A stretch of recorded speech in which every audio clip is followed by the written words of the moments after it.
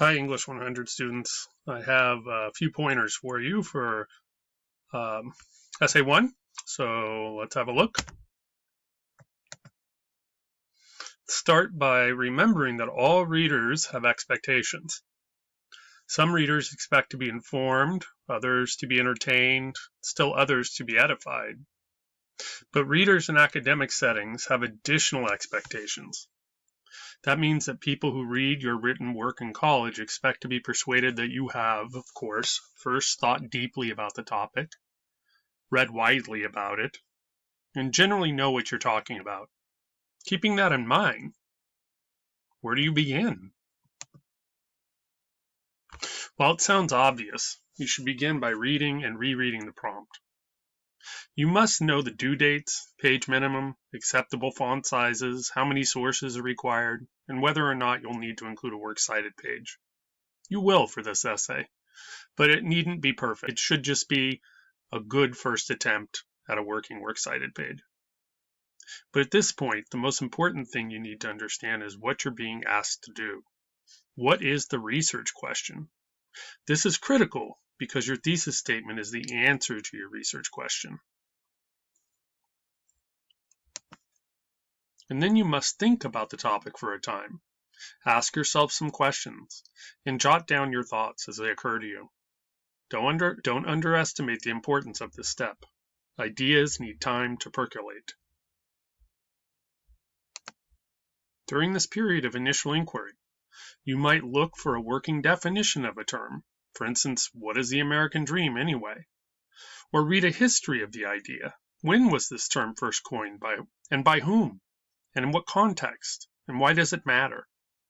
Or you might even watch a documentary about the topic, just to get you going. And then you must settle on a working, that is, not etched in stone, thesis statement.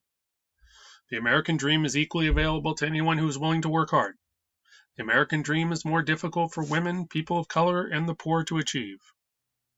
Even if Americans don't all start out in the same place, by working hard, learning skills, and making a plan, most people can improve their lives. And then the deeper search for information that supports your ideas can begin. The sources for your paper can come from a variety of places, books and other print sources. They can also come from internet sources, documentaries, other videos, and podcasts. But for your first essay, the majority of the evidence should be collected from our textbook articles, which is why they were assigned in the first place.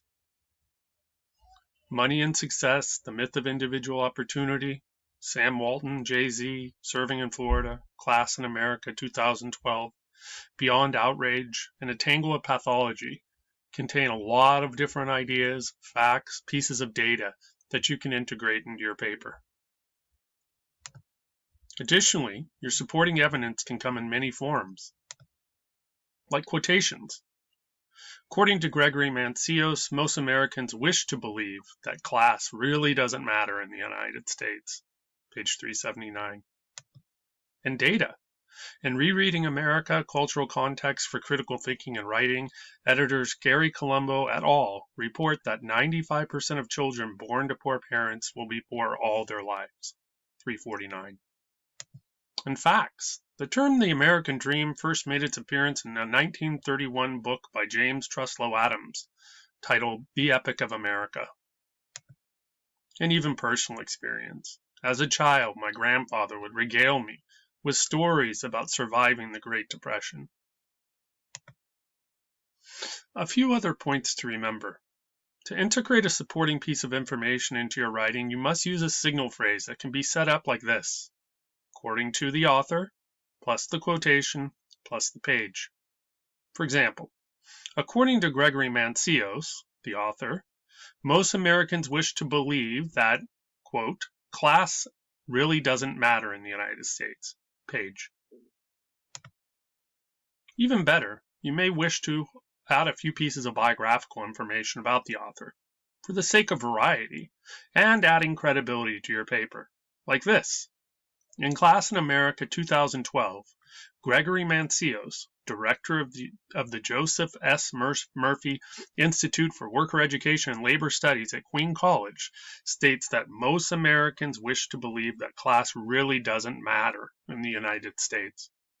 You can see here that Mancios's credentials add a bit of heft to the quotation because he's an expert in the field about which he's writing.